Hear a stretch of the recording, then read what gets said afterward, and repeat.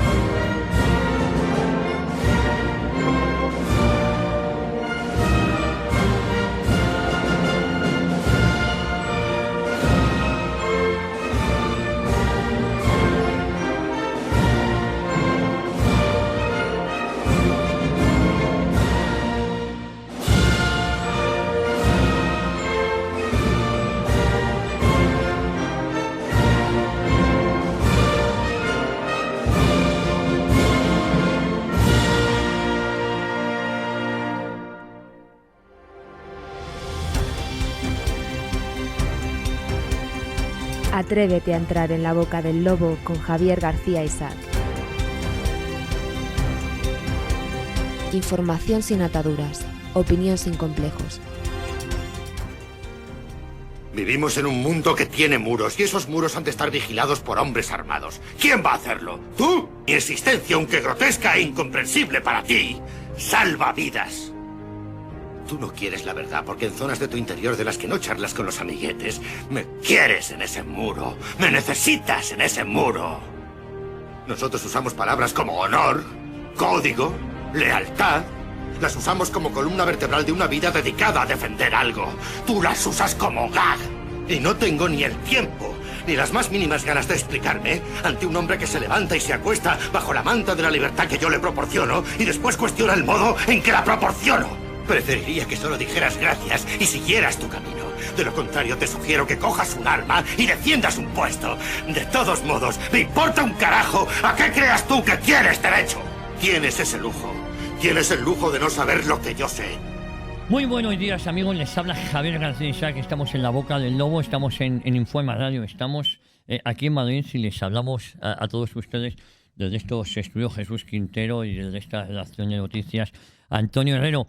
Y ya saben que como cada mañana comienza justamente ahora una nueva aventura radiofónica que debe llevarnos, debe conducirnos directamente hasta las 12. ¿Qué vamos a tener hoy lunes 24 de noviembre? Encaramos la última semana de noviembre. Ya la semana que viene estamos en diciembre. No sé si ustedes han puesto ya el árbol de Navidad, todas estas cosas. Yo a eso me voy a dedicar ya el próximo fin de semana, si tengo tiempo, porque la verdad es que andamos muy justitos de tiempo. A mí la Navidad es un periodo de tiempo que me gusta mucho.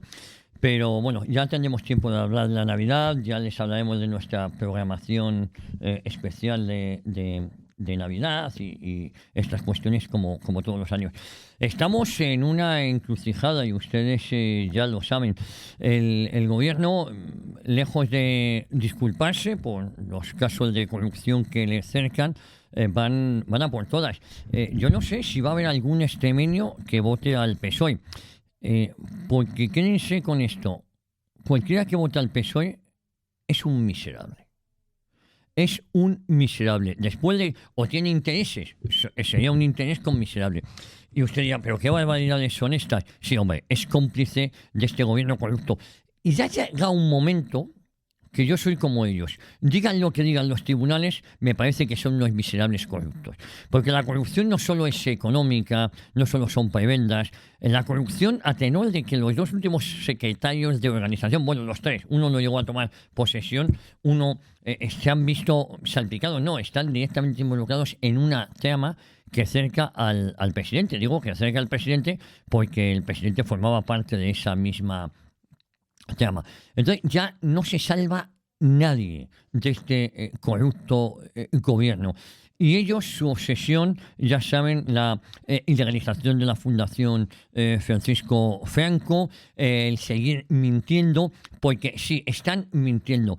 Y yo les invito, saben que llevo la semana pasada y esta, pues hablándoles pues del 20N, que es lo que supuso. Estoy recorriendo varios días que fueron importantes. Y hoy, lunes 24, me voy a retrotraer a lo que pasó un 22 de noviembre, pero de 1975. Sí, luego se lo voy a contar. Voy a contarles la España que lloró a Franco. Y luego a partir de las 7:30 les hablaré sobre lo que pasó también un 22 de noviembre, pero de 1963. A muchos se le ha olvidado que fue el asesinato de John Fisher al Kennedy, cuando se perdió la inocencia. Yo creo que perdimos la inocencia, ¿no? España estaba tan despolitizado que no sabíamos muy bien quién era Kennedy. Yo no había nacido en el 63, pero no sabíamos muy bien quién era Kennedy. Aquello impactó a la sociedad. Yo he visto muchísimos reportajes, he estudiado mucho sobre el asunto, porque era un icono, ¿no? Kennedy, guapo, alto, amigo de Marilyn Monroe, bueno, amigo de la mafia también, que eso no se decía. Y a medida que uno va averiguando es quién asesinó a John Fisher al Kennedy, porque el supuesto autor material, pues a los 2 días es asesinado también. La mafia, y todo esto es el partido demócrata. De todas formas, eran los pijopeores, los Kennedy, y siguen siendo el Partido Demócrata norteamericano. Está ahora canibalizado por las políticas woke, por ese feminismo que se ha vuelto loco. Y es interesante seguir la trayectoria del Partido Demócrata norteamericano, y porque muchos pensábamos, uno era pequeñito, los republicanos, claro, la palabra república, fíjense, en el imaginario colectivo lo asociábamos, y aún así hay alguna reminiscencia de eso, lo asociamos al Frente Popular en España, a la República Española, y no, mejor, pero claro, la palabra demócrata tampoco nos hacía mucha gracia, porque es verdad que aquellos que se llamaban demócratas eran los que apoyaban la Segunda República, sin ser demócratas, ¿no? Por el Partido Comunista, el Partido Socialista, se inventaban la palabra luego de las democracias populares. La democracia popular significa asesinar al rival político y solo pueden votar ellos, porque más que se vota en Cuba, en Venezuela, y si por un casual dejas que haya un atisbo de disidencia, no te preocupes que no va a ganar en la vida, porque yo voy a contar los votos. Entonces, cuando yo era pequeña, yo le preguntaba a mi padre, pero joder, ¿con quién tenemos que ir, papá? Porque joder, unos se llaman demócratas y otros republicanos. Claro, lo asociábamos a nuestro imaginario en la España que vivíamos, ¿no? Una España despolitizada. Qué pena y qué poco ha quedado de eso. Yo, como siempre digo, Franco cometió muchos errores, muchas sombras, y todas van en la sucesión, y todas van en algunos de sus ministros que luego le traicionaron. Pero como me decía un buen amigo, a ver si recuerdo el nombre, claro, los lunes es muy fácil acertar la quiniela. Es muy fácil. Y eso es lo que hacemos. A todo lo pasado decimos, vaya ojo clínico que tuvo con el Golfo y lo que nos ha venido después. Saben ustedes que hace un par de semanas los reyes estuvieron en China, ¿no? Y una visita que pasó relativamente desapercibida, pero a medida que vamos conociendo, dentro de lo que nos dejan conocer, nos espanta, ¿no? Nos espanta decir, hostia, pero esta gente, ¿de verdad? Esta gente, ¿qué es lo que ha hecho? Esta gente va ¿cómo decirlo? Son los que van a mandar sobre nuestros designios. Bueno, me estoy enrollando mucho, pero para decirles lo del inicio, que en una semana tenemos en el mes de diciembre, y ya sí que estamos de lleno en Navidad. Ya es Navidad en el Corte Inglés, como ya es... y en diciembre diremos que ya es primavera en el Corte Inglés. Saben que tenemos aquí, les hablamos de estos estudios Jesús Quintero, de esta redacción de noticias Antonio Herrero, y que como cada mañana comienza justamente ahora una nueva aventura radiofónica que debería conducirnos directamente hasta las 12, con entretenimiento, con opinión, con información, con análisis, con tertulia. Precisamente en tiempo de análisis y en tiempo de tertulia, que aquí nos sobra, hoy vamos a tener, hoy lunes, desde las 9:15 de la mañana, el otro día una tertulia empezó a las 9:25, 9:30, bueno, vamos a intentar que sea a las 9:15. A partir de las 9:15 de la mañana ya saben que tenemos a Martín Inestrillas, nuestro hombre rana, Martín Inestrillas, al abogado Javier Millán, a José Luis Serrano y a Eduardo García Serrano. Siempre y cuando, Dios mediante, y si el tiempo no lo impide, nos acompañarán Martín Inestrillas, Javier Millán, José Luis Serrano y Eduardo García Serrano. Bueno, no se piensen que se me dio la cabeza, que se me olvidó lo que les iba a decir. Digo que Franco tuvo muchas luces y algunas sombras. Las sombras fue parte del equipo en el que se rodeó, pero no por nada. Como también les he dicho, los lunes es muy fácil acertar la quiniela una vez que ha pasado. ¿Quién nos lo iba a decir? Claro, es verdad que había cosas que sea Borbón, que sea no sé qué, pero hombre, uno de los valedores del rey Juan Carlos era el admirado, añorado y queridísimo almirante don Luis Carrero Blanco. Qué poco se ha valorado la figura del almirante Luis Carrero Blanco. Por eso estamos nosotros aquí. Ustedes saben que los que oirán en esta emisora es complicado que lo escuchen en otras emisoras, pero bueno, a mí no me importa. No. Aquí no somos políticamente correctos porque, como les he dicho en muchas ocasiones, nosotros nos debemos a la verdad. Sí, yo sé que... No, la verdad no es que usted diga. No, la verdad es la verdad. Es decir, la historia es la historia. Unos pueden falsificar, otros pueden engañar. Que el Frente Popular era una banda de asesinos criminales donde había gente buena también, que a lo mejor ignorantes, que estaban ahí o que lo hacían por ideología y tal, sí, pero que estaban en un bando criminal, sí, que había gente buena en ambos bandos, como siempre digo, en la guerra civil, sí, pero que solo uno tenía razón y que gracias a Dios fue el que ganó, también. Y digo que estamos en una deriva porque se trata de una lucha contra la verdad. Y la verdad es una. Puede haber muchos puntos de vista, de verdad. Eso lo tengo claro. Uno puede tener un punto de vista. Les voy a contar esto. Bueno, hay dos películas maravillosas de Clint Eastwood, que ustedes saben que es la Guerra Mundial, la Guerra del Pacífico, visto desde el lado norteamericano y otro es visto desde el lado nipón. Creo que es en de las últimas batallas de la Guerra Mundial en la isla Hiroshima no, ni Nagasaki, ahí se tiran las bombas atómicas. Precisamente cuando se tiene una de estas bombas atómicas es el mismo día que nació mi madre, el 6 de agosto del 45. No sé si ahí era el 7 o al revés, ¿no? Pero en España era el 6 de agosto. El 6 de agosto no, es que mi madre nació el 7. La bomba se tira... No, en España es el 7. Bueno, no les meto más rollo. Bueno, en esa película de Clint Eastwood, que luego les diré el nombre exactamente. Cartas desde Hiroshima, no, me parece que es Cartas desde la isla esta que les digo, pues se cuenta la película con las dos misiones, pero la verdad fue la verdad que aquello fue un desastre monumental, que murieron muchísimos japoneses, prácticamente todos, no sé si el 85-90% de los que estaban en esa isla, en esas fortificaciones, en esos túneles, y que ya iban con bayonetas luchando como pudieron, ¿no? Y les contaba que, pero la verdad era una, que fue que murió muchísima gente.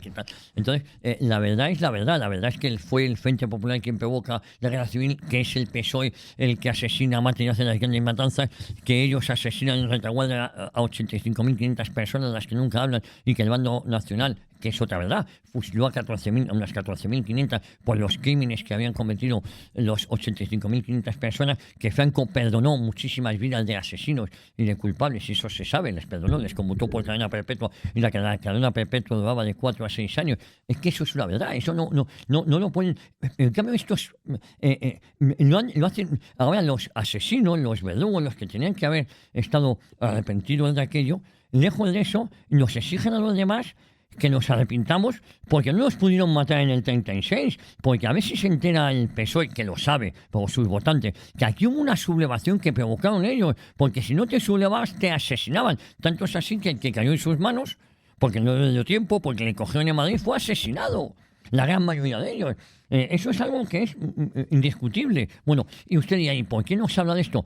Porque estamos en los 50 años de la muerte de Franco, ¿vale? Que fue el pasado 20 de noviembre y se cumplieron 50 años. Porque estamos asistiendo a un bombardeo de mentiras que alguien las tiene que contrarrestar. Y me veo en la obligación de contrarrestar. Es en el mapeo de las 6.000 fosas comunes del franquismo y tal. Ya está bien. Ya está bien. No podemos dejar que nos arrebaten la historia. Y el Partido Popular, ese error de pensar que esto lleva con ello, vamos a hablar de economía, ya no vale ni para hablar de economía. No, señores, tenían ustedes que haber dado esta batalla por sus muertos, o por los muertos, o por nuestros héroes de España, por tanto sacrificio que se hizo, para que ustedes niños de papá, la gran mayoría de ellos, o nietos de franquistas, vivieran como han vivido. Cuando digo eso, desde la persona más humilde. No me refiero a, bueno, en el caso de algunos dirigentes del Partido Popular, ya estamos hablando incluso de otros niveles. Pero cuando digo que vivían de los réditos del franquismo, sí, algunos hicieron muchos negocios, por cierto. Bueno, luego les hablo de eso, insisto, y a partir de las 7:30, al que le interese, les voy a hablar del un nuevo aniversario del asesinato de John F. Kennedy. Bueno, hablaremos de economía, será con nuestro amigo José Luis Barceló y sumundofinanciero.com. José Luis Barceló, que presenta y dirige aquí la noche de estado de alarma. Ya saben, a partir de 9 a 10:30 de la noche. De deportes hablamos con el bueno de Esteban Pacios. Hoy es lunes, pues nos da un resumen de lo sucedido el fin de semana, el bueno de Esteban Pacios. Y con el genuino Tate Barceló, pues tenemos edatv.news. Todo nuestro equipo de redacción, desde la roca venezolana, que es Rafael Escalona, magnífico el trabajo que están haciendo todos. El oro líquido de Córdoba, que es Juan Pulido, magnífico. Está todo el día viajando con Tate Barceló. Yo también, y luego, como no, tenemos a los dos Gonzalo. Dundun Gonzalo Pinilla y Pompón Gonzalo, o Gonzalo Pompón. Ambos, todos ellos magníficos. Y luego, pues, Nico en diseño y todo el equipo también. Pues Alfonso Bernal, Javier, bueno, todo el equipo. Y como cada mañana, de la mano de la singularísima Cristina Sol, además de nuestro termómetro, nuestro del mediodía, tenemos nuestro informativo y nuestra caja de Pandora. Y hoy, como es lunes, pues luego, pues perlas líricas.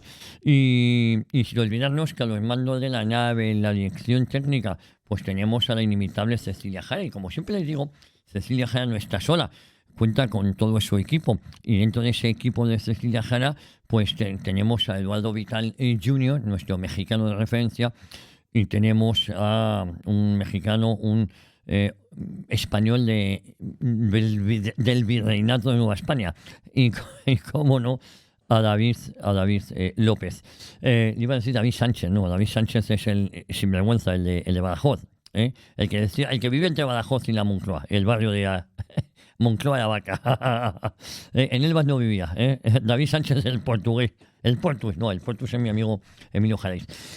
Bueno, todos ellos hacen posible que esto llegue a sus terminales. Y, coño, no nos olvidamos de Mercedes de Verán, nuestra directora de producción, las columnas jónicas de este medio de comunicación. Todos ellos hacen posible que esto salga adelante, que esto llegue a sus terminales. Ya saben que Mercedes de Verán no está sola, está con Carmen Domínguez, y es nuestro cajón desastre. Les pedimos todo, desde nóminas, cuántas vacaciones hay, cuánto no sé qué, cuánto cobro este mes, cuánto los gastos. Mira los gastos.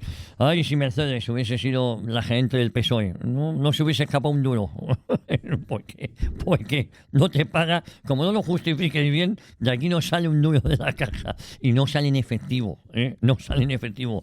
Te va con la nómina, o si te corre mucha prisa, antes, pero no, aquí no hay efectivo. Yo no sé cómo el PSOE y el Ministerio de Fomento y Transportes de Óscar Puente, Óscar Puente, que ahora va a subir los billetes porque dice que no puede pagar las indemnizaciones, y la culpa la tienen todos menos él, claro. La tienen que hay los retrasos de Renfe se debe a los otros operadores. Hay que ser sinvergüenza y caradura. Hay que ser sinvergüenza y cara dura. Y claro, como ya no pagan las indemnizaciones, antes ya de 15 minutos, media hora, y el Parlamento les vuelve a obligar a ponerlas, porque es un servicio público, o por lo menos es una empresa semipública, ahora están diciendo, dice que entonces va a subir los billetes. Son unos chulos, tío, son unos chulos. Es que, igual que el Ministerio de Trabajo está en contra del trabajo, el Ministerio de Transportes está en contra de que usted viaje. Está en contra de eso. Sí, vamos a hacer carreteras muy chupipandis, y si ponemos, se las damos a las empresas, a Servinavar, a la empresa de Santos Cerdán, el amigo de Pedro Sánchez, que no se nos olvide nunca eso.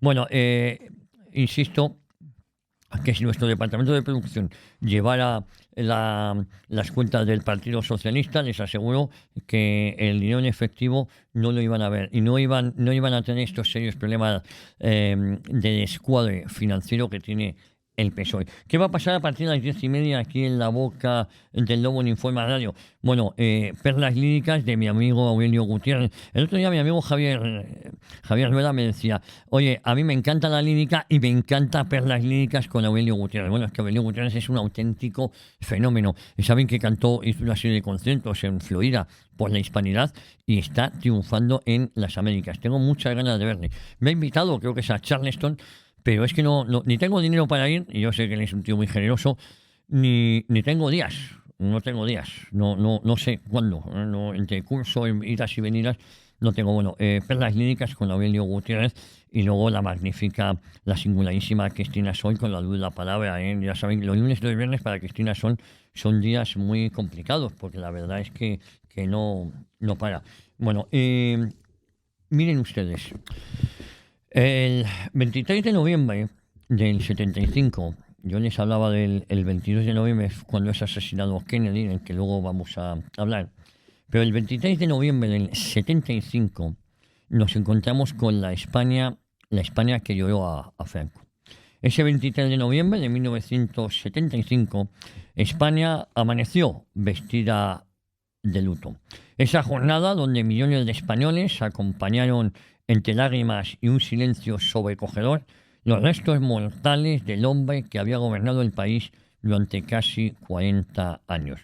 Francisco Franco Bahamonde, aquel día con el féretro cubierto por la bandera rojigualda, una nación entera desfiló ante su memoria en la Plaza de Oriente. Llevaban desde el día 20 ya desfilando y luego en el Valle de los Caídos, donde fue enterrado. El mismo valle que ha sido profanado por los que provocaron la Guerra Civil Española, nunca se nos olvide, con la pasividad de la jerarquía eclesiástica, aquella que fue salvada por el propio Francisco Franco de su exterminio.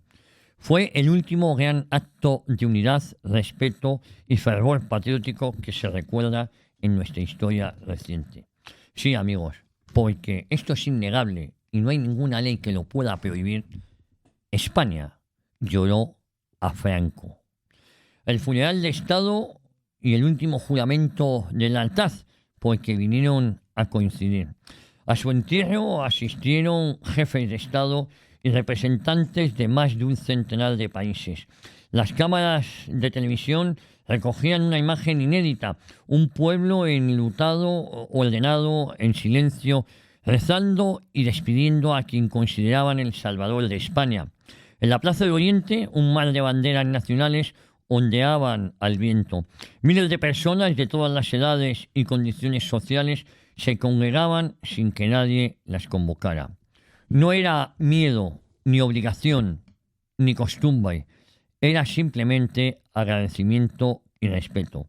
Allí estaban los que habían vivido la guerra, los que habían conocido el hambre y los que habían prosperado en la España del desarrollo.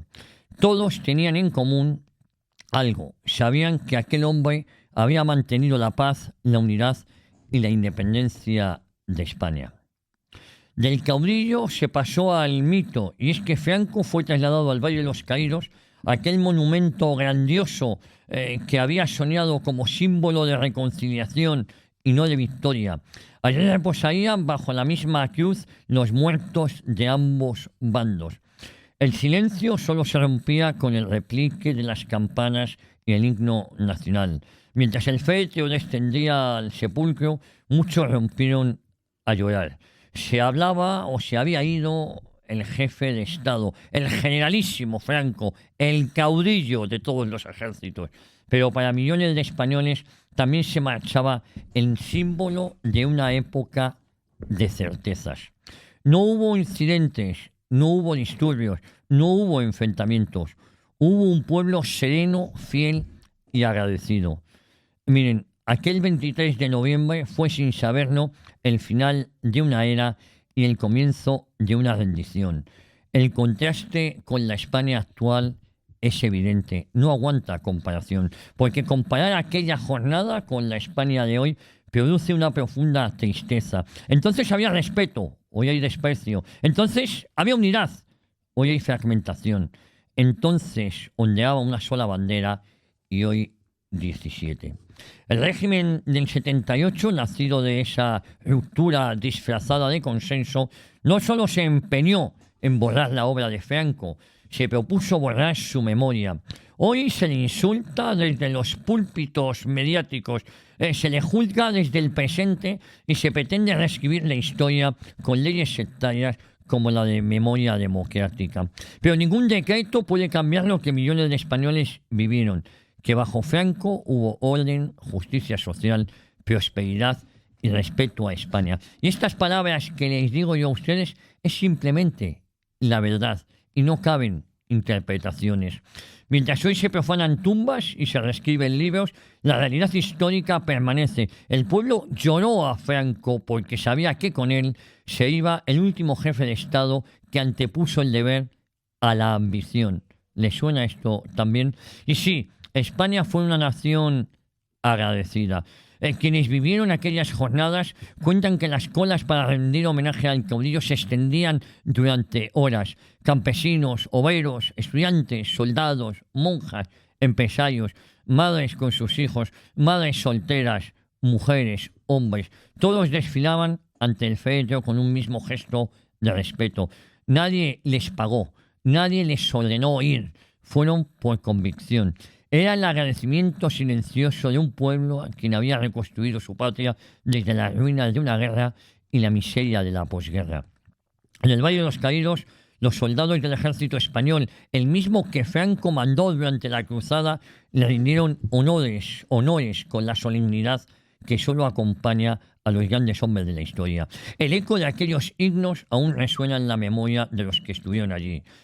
Se pasó rápidamente de la fidelidad al olvido. Y es que aquel día la lealtad popular contrastó con la tibieza de quienes tomaron el relevo. Los mismos que lloraban en público se apresuraron en privado a preparar la reforma, la transición tutelada y la demolición de todo lo que Franco había construido. Los que le juraron lealtad serían los primeros en traicionar su memoria. Y el pueblo español, despolitizado y confiado, asistió sin darse cuenta al desmantelamiento de la España que tanto le había costado levantar. El entierro de Franco fue también el entierro del patriotismo institucional, del respeto a la autoridad, de la unidad moral del país. A partir de entonces vendría la decadencia disfrazada de libertad. La España que Franco dejó murió, porque Franco murió con España unida, respetada y en paz, con el paro más bajo de su historia, con una clase media pujante, con la sanidad y la educación pública garantizadas, con la deuda controlada y con la independencia económica preservada frente a los grandes bloques. Hoy, 50 años después de aquel entierro, la comparación resulta imposible. La comparación resulta hiriente.